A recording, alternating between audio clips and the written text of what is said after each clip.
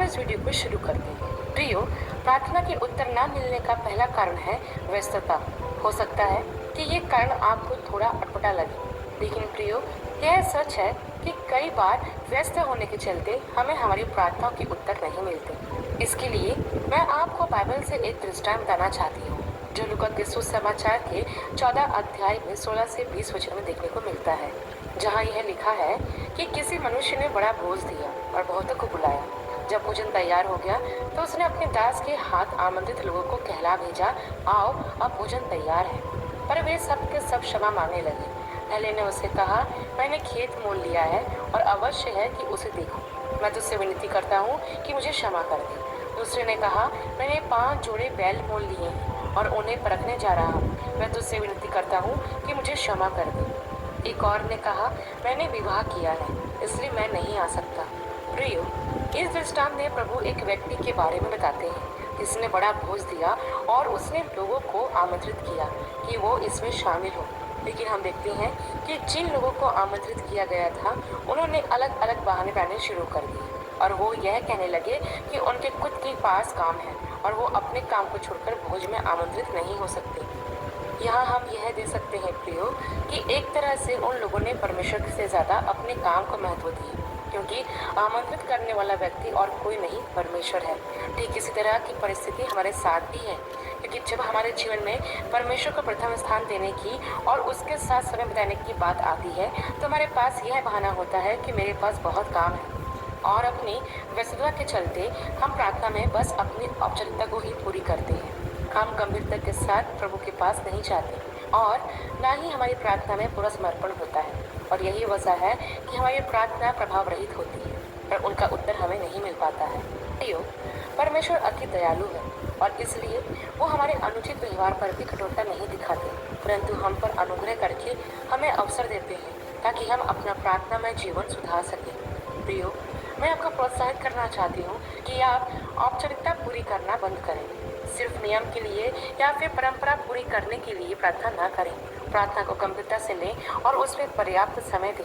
प्रियो, जल्दबाजी में की गई प्रार्थना से आप अपने जीवन में कभी कोई उत्तर नहीं प्राप्त कर पाओगे। इसलिए अपने दिन के 24 घंटों में से कम 1 घंटा या फिर इतना ना हो सके तो आधा घंटा पूरी गंभीरता के साथ परमेश्वर पर ध्यान लगाते हुए उससे प्रार्थना करें। तब आप देखिएगा और अनुभव कीजिएगा कि परमेश्वर कैसे आपकी प्रार्थनाओं के उत्तर आपको प्रदान करता है। प्रियो, थोड़ा विचार करके देखिए कि आपके जीवन में क्या महत्वपूर्ण है, आपका काम या परमेश्वर। यदि आपके जीवन में परमेश्वर ही महत्वपूर्ण है तो आप उसे पूरी गंभीरता के साथ अपना समय दोगे। इसके बाद प्रियो, प्रार्थना के उत्तर न मिलने का दूसरा कारण है गलत मनसा। हाँ प्रियो, याकूब के पत्र के 4 अध्याय के 3 वचन में याकूब इस प्रकार से कहते हैं कि तुम मांगते हो और पाते नहीं, इसलिए कि बुरी इच्छा से मांगते हो ताकि अपने भोग विलास में उड़ा दो। इस वचन के द्वारा यह स्पष्ट हो जाता है कि कभी कभी परमेश्वर हमारी मांगों को इसलिए पूरा नहीं करता क्योंकि हम गलत इरादे से मांगते हैं। यहाँ ध्यान रखें प्रियो कि हो सकता है हम जो चीज़ प्रभु से मांग रहे हों वह अच्छी हो, लेकिन परमेश्वर उस चीज़ को मांगने के उद्देश्य को देखता है। यदि हमारा उद्देश्य अच्छा नहीं है या उस चीज़ को हम गलत मनसा से मांगते हैं तो फिर वह चीज़ चाहे कितनी ही अच्छी क्यों ना हो, परमेश्वर उसे हमें नहीं देगा। प्रियो, यदि हम कोई वस्तु पाना चाहते हैं जो हमारे पास नहीं है और उसके लिए हम प्रार्थना कर रहे हैं, लेकिन यदि प्रार्थना का उत्तर हमें ना में मिले तो उसका सीधा अर्थ यह होता है कि उस वस्तु को लेकर हमारे अभिप्राय अच्छे नहीं हैं। हम इन वस्तुओं को परमेश्वर की महिमा के लिए या अपने साथ रहने वाले मनुष्य की भलाई के लिए नहीं, बल्कि अपने स्वार्थपूर्ण भोग विलास के लिए पाना चाहते हैं। यदि हम इन वस्तुओं को अपनी शारीरिक अभिलाषाओं की पूर्ति के लिए पाना चाह रहे हैं तो परमेश्वर ने ऐसी प्रार्थना का उत्तर देने की प्रतिज्ञा नहीं की है और इसलिए हमारी प्रार्थनाओं के उत्तर हमें नहीं मिलते। प्रियो, यदि आप परमेश्वर से किसी वस्तु को भली मनसा से किसी अच्छे उद्देश्य के साथ मांगते हैं तो परमेश्वर उस प्रार्थना का उत्तर आपको जरूर देगा। परमेश्वर उससे मांगी गई हर एक वो वस्तु आपको प्रदान करेगा जिससे उसकी महिमा हो और इस संसार के अन्य लोगों का भला हो। इसलिए प्रियो, जब भी आप परमेश्वर से कुछ मांगे तो अपनी मनसा या अभिप्राय को पवित्र रखें, तभी आपको आपकी हर प्रार्थना का उत्तर मिल पाएगा। इसके बाद प्रियो, प्रार्थनाओं के उत्तर न मिलने का तीसरा कारण है कभी कभी संदेह की वजह से भी हमें हमारी प्रार्थना के उत्तर नहीं मिल पाते हैं, क्योंकि मरकुस के सुसमाचार के 11 अध्याय के 24 वचन में प्रभु मांगने के विषय में यह कहते हैं कि जो कुछ तुम प्रार्थना करके मांगो तो प्रतिज्ञा कर लो कि तुम्हें मिल गया और तुम्हारे लिए हो जाएगा। इन वचनों में प्रभु यीशु हमें यह सिखाते हैं कि जब हम प्रार्थना में परमेश्वर से कुछ मांगते हैं तो हमें विश्वास करना है कि वो हमें मिल गया है। लेकिन यदि हम संदेह करते हैं तो फिर हम उन वस्तुओं को जो हम परमेश्वर से मांग रहे हैं नहीं पा सकते हैं।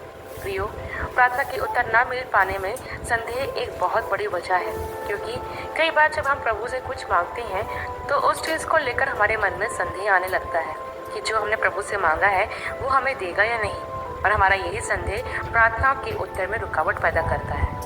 क्योंकि याकूब के पत्र के 1 अध्याय के 5 और 6 वचन में यह लिखा है कि हम जो मांगते हैं वह विश्वास से मांगे और संदेह न करें, क्योंकि संदेह करने वाला समुद्र की लहरों के समान है जो हवा से बहती और उछलती है। ऐसा मनुष्य यह न समझे कि मुझे प्रभु से कुछ मिलेगा।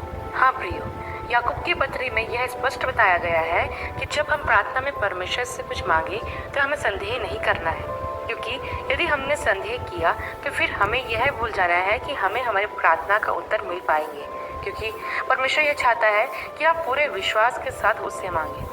क्योंकि मत्ती के 21 अध्याय के 22 वचन में प्रभु ने यही कहा है, जो कुछ तुम प्रार्थना में विश्वास से मांगोगे वह सब तुमको मिलेगा। तो यहाँ हम यह देखते हैं कि परमेश्वर हमारे सामने इस बात को स्पष्ट कर देते हैं कि यदि हम विश्वास के साथ उससे कुछ मांगते हैं तो वह देता है। इसलिए प्रियो, इस बात को हमेशा ध्यान रखें कि यदि आप अपने प्रार्थना के उत्तर पाना चाहते हैं तो आपको परमेश्वर पर पूरा विश्वास रखना है और यह मान लेना है कि जो भी आपने परमेश्वर से मांगा है वह समय आने पर हमें अवश्य प्रदान करेगा, क्योंकि प्रार्थना के उत्तर पाने के लिए हमारा विश्वास बहुत प्रभाव डालता है। इसके बाद प्रियो, प्रार्थना के उत्तर न मिलने का चौथा कारण है इसे आप मत्ती के 5 अध्याय के 23 और 24 वचन में समझ सकते हैं, जहाँ प्रभु ने पहाड़ी उपदेश में यह बताया है कि यदि तू अपनी भेंट वेदी पर लाए और वहाँ तो स्मरण करे कि मेरे भाई कोई मन में मेरी ओर से कुछ विरोध है, तो अपनी भेंट वहीं वेदी के सामने छोड़ दे और जाकर पहले अपने भाई से मेल मिलाप कर और तब आकर अपनी भेंट चढ़ा। यहाँ परमेश्वर का वचन हमें बताता है कि जब हम अपनी भेंट वेदी पर लाएं तो उससे पहले हमें अपने भाई से मेल मिलाप करना है, तब जाकर ही हमारी भेंट स्वीकार होगी। यही बात प्रार्थना के संबंध में भी है। जब हम परमेश्वर के सम्मुख अपनी प्रार्थनाएं को लाते हैं तो उससे पहले हमें अपने भाई बहनों के साथ मेल मिलाप करना अवश्य है। प्रियो, हमें एक बात हमेशा ध्यान रखें कि कभी कभी जब हम अपने अपराधों को क्षमा नहीं करते हैं तो अभी हमारी प्रार्थना उत्तर नहीं लाती है। यदि हम अपने मन में किसी के प्रति बैर रखें या उनसे नफरत करें तो हमारे मन की यह कड़वाहट हमारी प्रार्थना के उत्तर लाने में रुकावट लेकर आती है। कई बार ऐसा होता है कि जब लोग हमसे बुरा व्यवहार करते हैं या फिर हमारे विरुद्ध कुछ गलत करते हैं तो हमारे मन में उनके लिए गुस्सा भरा रहता है और फिर उनके द्वारा किए गए अपराध को ना तो हम भूल पाते हैं और ना ही उन्हें क्षमा कर पाते हैं, और हमारी यही गलती हमारी प्रार्थना में रुकावटें लेकर आती है। इसलिए प्रियो, मैं आपको प्रोत्साहित करना चाहती हूँ कि आप हर एक को अपने मन से क्षमा करें, फिर चाहे उसने आपके विरुद्ध कितना ही बड़ा अपराध क्यों ना किया हो या फिर आपको कितनी ही चोट क्यों ना पहुँचाई हो। यदि आप उन्हें अपने मन से क्षमा नहीं करोगे तो आप कभी भी अपनी प्रार्थनाओं का उत्तर नहीं पाओगे। इसलिए प्रियो, यदि आप अपने प्रार्थना के उत्तर चाहते हैं और यह चाहते हैं कि परमेश्वर आपकी सुने तो अपने अपराधियों को मन से क्षमा करें और उनके किए हुए हर एक अपराध को भूल जाएं। तब आप आपके जीवन में परमेश्वर के प्रतिफल को दिखने पाओगे। इसके बाद पांचवी बात प्रियो, कई बार ऐसा होता है कि हम अपने पापों का अंगीकार नहीं करते। हम पाप करते हैं और हमें ऐसा लगता है कि हमने कोई बड़ी गलती नहीं की है और इसलिए हम उसकी क्षमा नहीं मांगते हैं। लेकिन एक बात हमेशा याद रखें प्रियो, कि पाप चाहे कैसा भी हो, पाप पाप होता है। कोई भी पाप छोटा या बड़ा नहीं होता है, पाप पाप ही होता है और इसलिए हमें हर पाप का अंगीकार करना और उसके लिए परमेश्वर से क्षमा मांगना ज़रूरी है। तभी हमारी प्रार्थना उत्तर को लेकर आएगी। प्रियो, ऐसा कोई भी पाप नहीं है जिसकी हमें क्षमा ना मिले। हमारा परमेश्वर हमारे हर एक अपराध को क्षमा कर सकता है, लेकिन परमेश्वर की क्षमा प्राप्त करने के लिए हमें अपने पापों को मानना या उसका अंगीकार करना ज़रूरी है।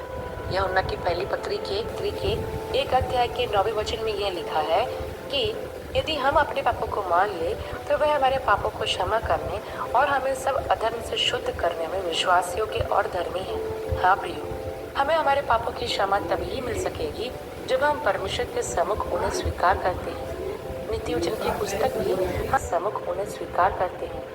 नीतियोजन की पुस्तक भी हमें यही बातें बताती है। जब हम नीतियोजन की पुस्तक के 28 अध्याय और उसके 13 वचन को देखते हैं तो वहाँ यह लिखा है कि जो अपने अपराध छिपा रखता है उसका कार्य सफल नहीं होता, परंतु जो उनको मान लेता है और छोड़ भी देता है उस पर दया की जाएगी। प्रियो, वचन यहाँ भी हमें यही सिखाता है कि हमारे कार्य तभी सफल होंगे जब हम अपने अपराधों को मान लेते हैं, क्योंकि यहाँ साफ लिखा है जो अपना अपराध छिपा रखता है उसका कार्य सफल नहीं होता। और यह बात स्पष्ट है कि जब तक हम अपने पापों को, अपने गुनाहों को, अपने अपराधों को परमेश्वर से छिपा कर रखेंगे तब तक न तो हमारा कार्य सफल होगा और न ही हमारी प्रार्थनाएं सुनी जाएंगी। इसलिए प्रियो, यदि आप चाहते हैं कि परमेश्वर आपकी प्रार्थना को उत्तर दे तो उसके लिए यह ज़रूरी है कि आप अपने गुनाहों और पापों को अंगीकार करें ताकि परमेश्वर आपके सुनकर आपको उत्तर दे सके। इसके बाद छठवीं बात प्रियो, जिसकी वजह से प्रार्थनाओं का उत्तर नहीं मिलता है वह है घमंड। इसके लिए हम लूका के 18 अध्याय में 9 से 14 वचन में दिए गए फरीसी और चुंगी लेने वाले के दृष्टांत को देखते हैं, जिसमें फरीसी अपनी आध्यात्मिकता पर घमंड करते हुए यह प्रार्थना करता है कि हे परमेश्वर, मैं तेरा धन्यवाद करता हूँ कि मैं और मनुष्य के समान दुष्टता करने वाला, अन्यायी और व्यभिचारी नहीं हूँ और न इस चुंगी लेने वाले के समान हूँ। मैं सप्ताह में 2 बार उपवास करता हूँ और मैं अपने समय का 10वां अंश भी देता हूँ। हम देखते हैं प्रियो कि ये फरीसी अपने कामों के आधार पर परमेश्वर के पास गया, ताकि परमेश्वर की दया के आधार पर। लेकिन परमेश्वर नहीं चाहते कि हम अपने अच्छे होने पर स्वयं अपनी पीठ थपथपाएं। वह चाहता है कि हमारा हृदय नम्र हो, जो यह महसूस करे कि हमें परमेश्वर के अनुग्रह की आवश्यकता है। हमें अपनी धार्मिकता पर कभी घमंड नहीं करना चाहिए, क्योंकि हमारा यह घमंड हमें परमेश्वर से दूर ले जाता है। जैसा इस दृष्टांत में आप देखोगे कि परमेश्वर के पास से वह फरीसी नहीं, परंतु वह चुंगी लेने वाला परमेश्वर की दया प्राप्त करके वहां से जाता है। इसने परमेश्वर से यह कहा कि हे परमेश्वर, मुझ पापी पर दया कर। परमेश्वर ने फरीसी की नहीं परंतु उस चुंगी लेने वाले की प्रार्थना को स्वीकार किया। वैसे ही प्रियो, यदि हम भी अपने धार्मिकता के कामों पर घमंड करते हुए परमेश्वर से प्रार्थना करते हैं तो हमारी ऐसी प्रार्थनाएं कभी सुनी नहीं जाएंगी। इसलिए प्रियो, जब भी आप परमेश्वर के पास आए तो नम्र और दीन होकर आए और इस बात को स्वीकारते हुए परमेश्वर से प्रार्थना करें कि आप और आपके काम उस सामर्थ्य परमेश्वर के सामने कुछ भी नहीं है। जैसे उस चुंगी लेने वाले ने परमेश्वर से प्रार्थना किया, वैसे ही हमें भी प्रार्थना करना है ताकि परमेश्वर हमारी प्रार्थना को स्वीकार करके उसका उत्तर दे सके। आशा करती हूँ प्रियो कि प्रार्थना के उत्तर न मिलने के इन कारणों पर किया गया यह अध्ययन आपके लिए आशीषमय रहा होगा। अगले वीडियो में एक नए विषय के साथ आप सबसे फिर मुलाकात होगी। तब तक के लिए आप सबको जय मसीह।